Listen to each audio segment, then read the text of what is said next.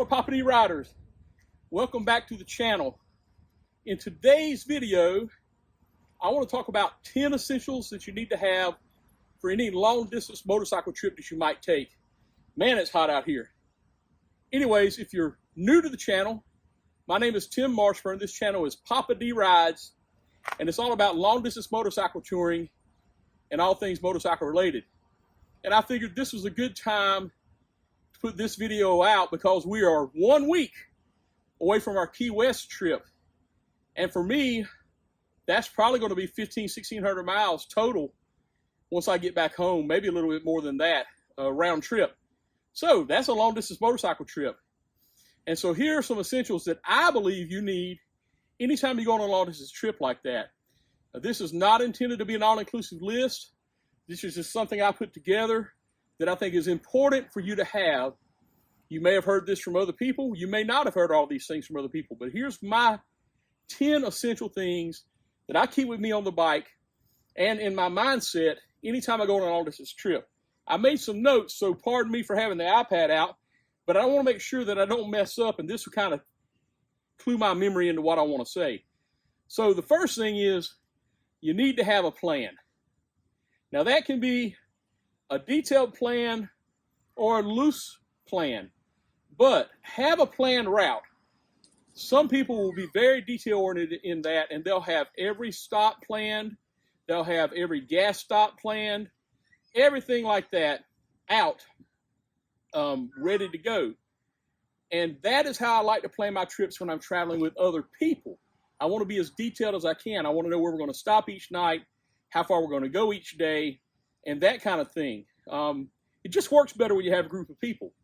However, when I'm traveling by myself, a lot of times I want the flexibility of choosing a route, knowing where I want to go and kind of what I want to see, but kind of see how the trip develops and where things go from there, and just let it kind of go with the flow.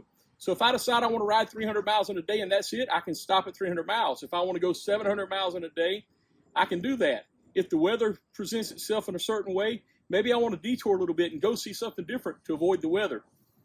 That's a lot easier to do when I'm traveling by myself or maybe one other person. But when you get a group of people, it's best to have a detailed plan, at least where you're going to go each night. You don't necessarily have to map out each gas stop. If you're doing an iron butt, though, I would say as much as you can, plan your gas stops and stick to a schedule so you can pull into those gas stops, get your fuel, and get back on the road as quickly as possible. So, number one, have a plan. Have a planned route. Have a plan of what you're going to do. And be flexible with that, but have a plan ready to go. Number two is map the route out. Now, I use Harley Ride Planner, and I did a video on that. That's my grandbaby and my dog's running around out here. Sorry, guys. I did a video on how to make a route in Ride Planner, and I'll put a link to that right over here. So check that out. That's my video on how to put a ride together in Ride Planner. I haven't done one of those for Google Maps or anything else like that, but I also look at Google Maps when I'm planning my route. But I do my route planning in Ride Planner because I use the Boombox GTS system from Harley, the latest one, as a navigation. I also use Waze as a secondary to that, but that's how I plan my routes, and that way I can amend them on the fly if I need to, but I've got each day planned out in Ride Planner. So check that video out. But what I will tell you is you can find points of interest, fuel stops, everything like that in Ride Planner and in Google Maps. That's cool, but you need to have a good old-fashioned paper map. And let me show you what I have. When I say a paper map, I mean a road atlas, or what I'm keeping. Harley doesn't give these to you anymore, but this is the 2012 touring handbook from Harley. And it's a map of the United States and Canada. And it's got Mexico in it as well. So you can find the state that you're going to travel and map out your routes. Harley has different ways they identify the routes in here as well. So that's one way. You can get a trucker's road atlas. That'll work. But have you a good old-fashioned paper map, because the technology in Waze, the technology in Google Maps, the technology in Harley Ride Planner will eventually fail you, and you want to be ready when that does with a paper map. it's good to always look at the route on the paper map before you go on the trip. I have some friends that keep a map on a tank bag right up here and never use the electronic GPS, and that's okay too. They have a plan. But if you don't know how to read a map, you need to learn, or get your dad or somebody that knows how to read a map to help you out if you don't know how. But you need to learn that. And then there are also commercially available maps like this. This is Butler Maps of the Texas Hill Country in Big Bend, where I went back in April. And so I picked that up so I could look at those roads out there in a more detailed fashion. It has points of interest in it. So check out Butler Maps. They're not paying me for this or anything like that, but I like their products. So check out Butler Maps. That's good, detailed information about all kinds of roads all across the country. You can get these electronically as well to download into your mapping system. So check out Butler Maps. They have information about that online. Also, if you go to rest areas or welcome centers at each state, typically you can pick up a state map for free. You can buy them at the truck stops and that kind of thing, but rest areas, typically the welcome center for each state, will have those there for free. So check that out and get you a free map of the state that you're in. That's number 2. Get you map the route out and have a GPS route and have a paper route. Okay. Number 3 is a tool kit. Let me show you what I have. I have the Cruise Road Tech tool pouch, but check that out. It's available on Amazon. Check out Riding and Wrenching. He did a good review on these same tools, but in a different pouch. It's the exact same tools. It's just a roll bag as opposed to this one that is kind of triangular with the zipper on it. So Riding and Wrenching has a video on this very tool set in a different pouch. Check that out. Go to his channel. Great guy, Q. Also, I have this light from Custom Dynamics.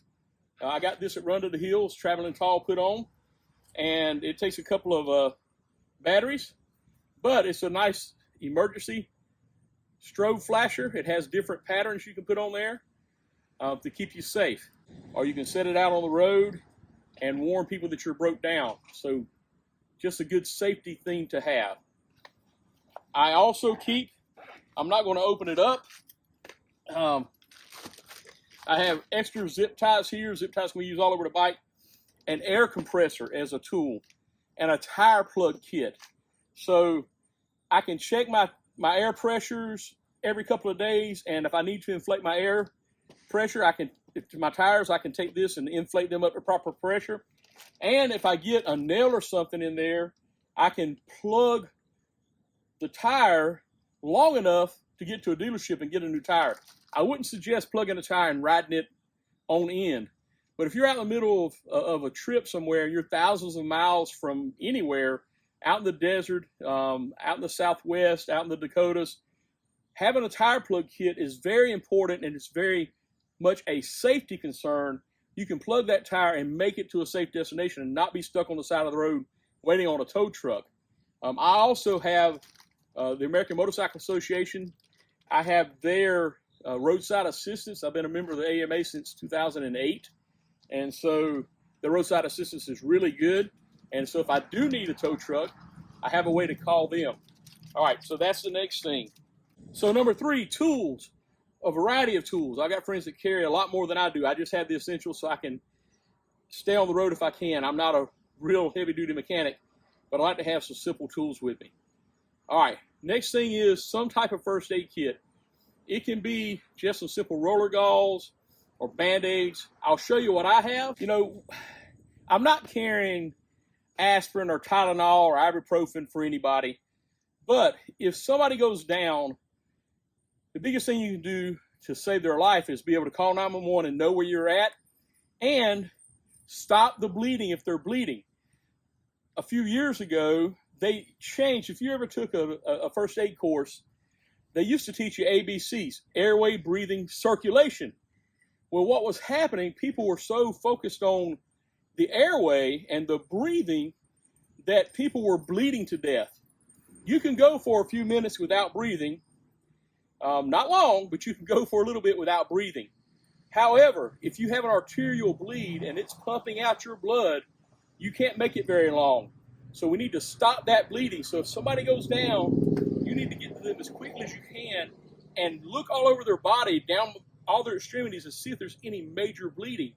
If there is, put some direct pressure on that. You don't have to have a rag or anything. Put some direct pressure on that. Somebody take their shirt off, you can apply that.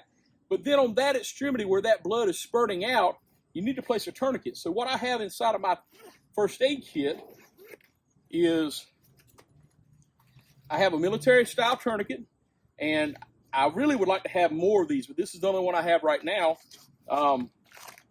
And I have some quick clot. I have some compression gauze. I have something I can pack into an abdominal wound if I need to. I have a small roll-up splint. I have some shears. And I actually have a chest seal, so if somebody has a penetrating wound to their chest, I can seal it up and hopefully prevent their lung from collapsing. You don't have to have all of this stuff. I know how to use it. I was a paramedic for 30 years, and so I want to have something that if somebody really needs some trauma assistance quickly until the professional responders can get there, I want to be able to stop the bleeding, and that's what this is for. So I would suggest you at least learn how to stop the bleeding. There are all kinds of resources out there to stop the bleeding. At some point, I'm going to do an entire video on just that. But that's not the purpose of this video. Get you some type of first aid kit and put it on the bike. In addition to that, know where you're at. Know your location. That way you can help the responders find you in an emergency. The new phones, smartphones, have tracking capability, so most of the time they can track you within just a few feet. But that technology will fail, so have an idea where you're at. They're going to ask you when they call where you're at. So have a first aid kit. All right, the next thing is rain gear for the bike and for yourself. So what I mean for the bike, have the rain sock ready to go over your breather so you can keep water from getting down inside of your engine. Have your rain cover ready to go on your luggage. I put mine on there at the beginning of the trip so I don't have to worry about it. I put the rain cover on there at the beginning of the trip so I don't have to worry about it and forget while I'm on the road. And then rain gear for you. I have a full set of rain gear, gloves, waterproof as well they can be. I wear waterproof boots. I don't have any shoe covers, but a shoe cover is a good idea as well. So rain gear is number 5. Number 6, extra fluids.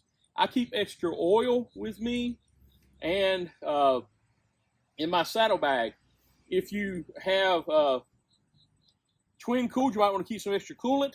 Some people can't keep extra fuel with them, but have some extra fluids with you.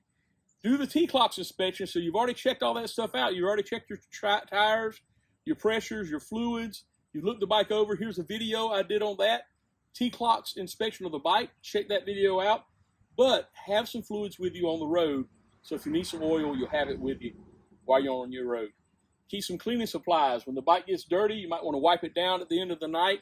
And I just keep some spray cleaner and some microfiber towels. So keep some cleaning supplies with you. Straps and bungee cords. I keep extra straps and extra bungee cords. I have adjustable bungee cords. I have a cargo net so that if I need to strap something to the bike or I need to loan a bungee cord to somebody else, I'll have those available. The next thing is a GPS tracker, some type of tracking device.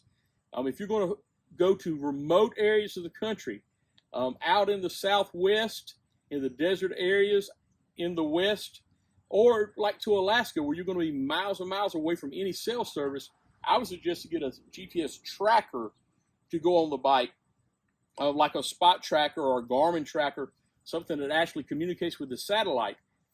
I currently just use Spotwalla with an app on my phone, and it works great as long as you have cell service.